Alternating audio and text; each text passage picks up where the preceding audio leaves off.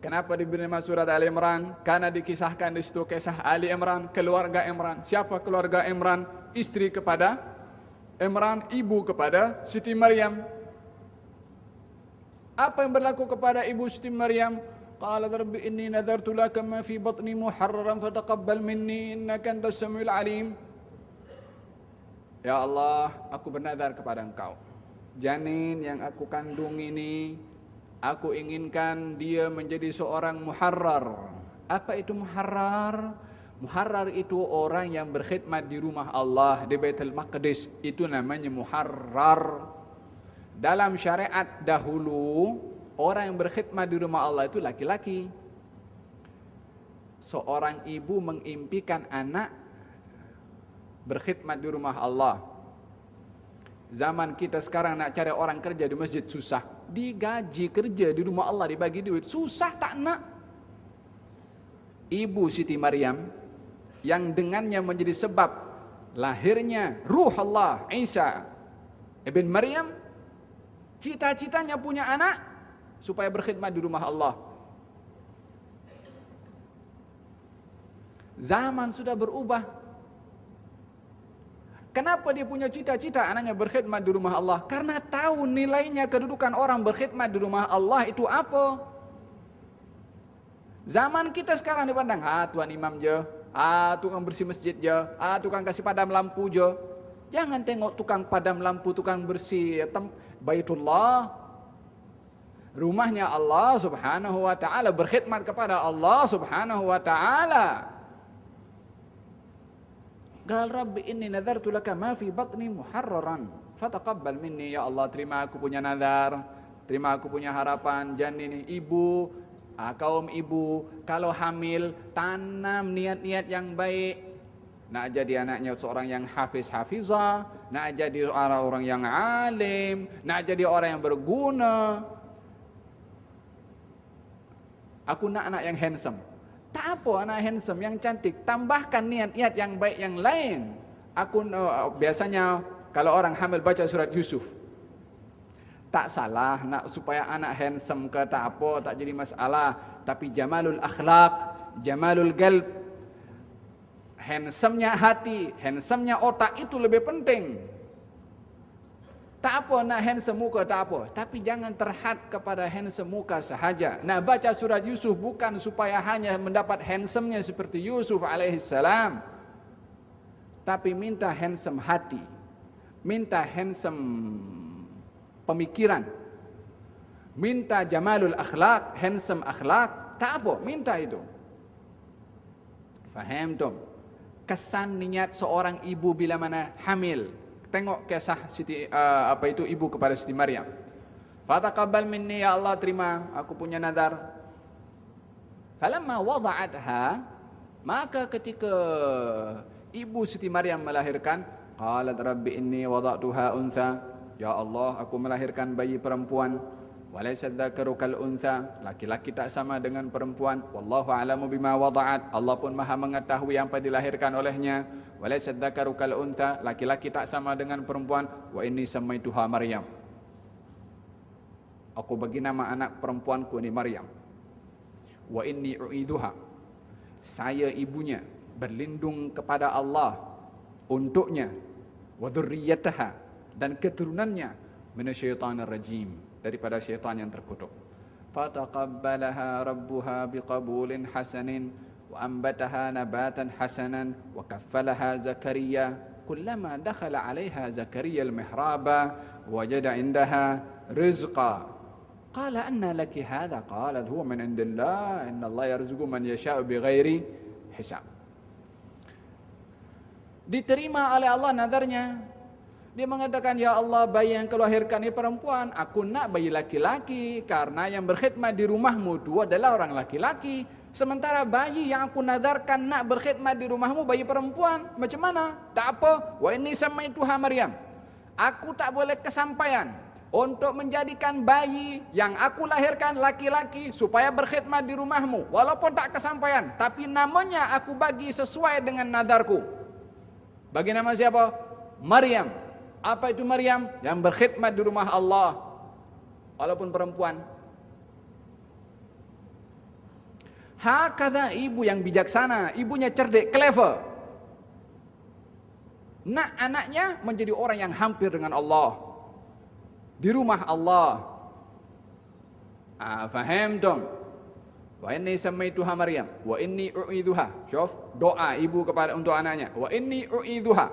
Saya berlindung kepadamu untuknya, untuk anak perempuanku nih.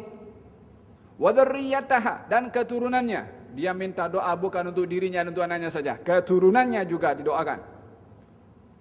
Minasyaitonir rajim, daripada syaitan. Kata baginda Rasulullah, tak ada bayi yang dilahirkan kecuali mendapat cubitan daripada syaitan, kecuali Maryam dan anaknya. Tak didekati oleh syaitan. Pasal apa? Pasal ibu yang clever tadi.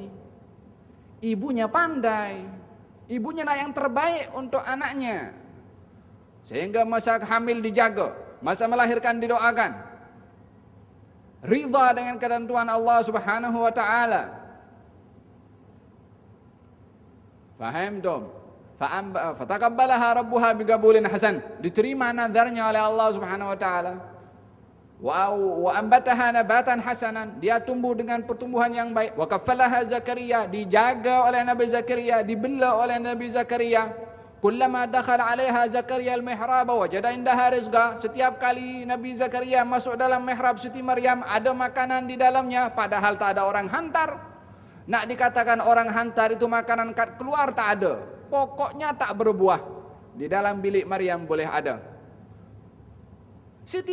Nabi Zakaria bertanya, macam mana kamu boleh dapat makanan ini? Anaknya orang clever juga. Qalat huwa min indillah, Allah yang bagi. Dia dari kecil ditanamkan ma'ani iman, thiqah billah, yakin dengan Allah. Tak keluar daripada bilik dapat makanan. Bukan hal yang pelik bagi Maryam, sebab dia menyembah kepada Zat yang maha berkuasa, yang tidak terhad kepada apa-apa kekuasaannya. Hunalika da'a Zakaria rabbah. Nabi Zakaria tengok apa yang berlaku kepada Maryam. Makanan boleh ada, dia tak keluar, tak bekerja. Kalau nak dikatakan orang hantar pun juga kepada dia, maka makanan yang ada dalam tu kat luar tak ada. Macam mana makanan di luar tak ada boleh ada dalam bilik Maryam? Bermakna yang memberi itu mampu untuk mengadakan yang tiada, menjadikan perkara yang mustahil itu untuk tidak mustahil. Di situ Nabi Zakaria berdoa, Rabbi habli min ladunka dzurriyyatan thayyibah. Ya Allah, aku mohon kepada Engkau supaya Engkau beri kepada aku dzurriyyah thayyibah, dzurriyyah yang baik, yang saleh. Aku dah sekian lama menikah, tak ada dzurriyyah. Isteri aku akhir, tak boleh melahirkan. Umur aku dah 99 tahun atau 90 tahun lebih, tak ada peluang untuk boleh lagi melahirkan. Ini hukum manusia, hukum Engkau di luar hukum manusia. Aku minta kepada Engkau dzurriyyah dalam ketidakupayaan aku untuk melahirkan, dengan keupayaan Engkau untuk memberi. Diberi oleh Nabi Allah Subhanahu wa taala. Innallaha yubashshiruka bi Yahya.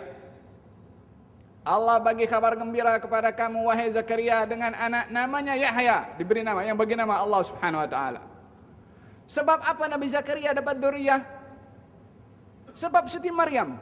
Siapa Siti Maryam yang boleh menjadi sebab menjadi Maryam? Ibunya. Hakadha, ibu yang clever, ibu yang bijak, tahu apa yang terbaik untuk anaknya. Idzan kisah daripada Siti Maryam yang pada akhirnya ada dzurriyyah Isa alaihi salam yang digelari dengan Ruh Allah, anak yang lahir tanpa tanpa ayah, semuanya adalah berkat daripada seorang ibu. Idzan datuknya Nabi Isa yang diaku sebagai Tuhan oleh kaum Kristian, Allah ceritakan asal mula Nabi Isa menjadi hebat itu pasal siapa? Pasal Ali Imran, keluarga Imran. Maka diberi nama surat ini surat Ali Imran. Diceritakan asal usulnya, nasabnya diceritakan dulu oleh Allah sebelum diceritakan siapa itu Isa. Sehingga nama suratnya diberi nama surat Ali Imran. Supaya tahu orang yang membaca surat Ali Imran bagaimana untuk membina keluarga, macam mana keluarga Ali Imran. Ali keluarga, Imran keluarga Imran. Pasal apa surat yang 80 ayat lebih itu diceritakan oleh Allah diberi nama surat Ali Imran, keluarga Imran, supaya kita punya keluarga meniru keluarga Imran. Jadi suami seperti Imran, jadi istri seperti istrinya Imran, jadi anak seperti Siti Maryam, menjadi orang yang mutabattil dalam ibadah seperti Isa alaihissalam. Keluarga yang penuh dengan barakah. Fahimtum? Idan surat Ali Imran, kenapa diberi nama surat Ali Imran?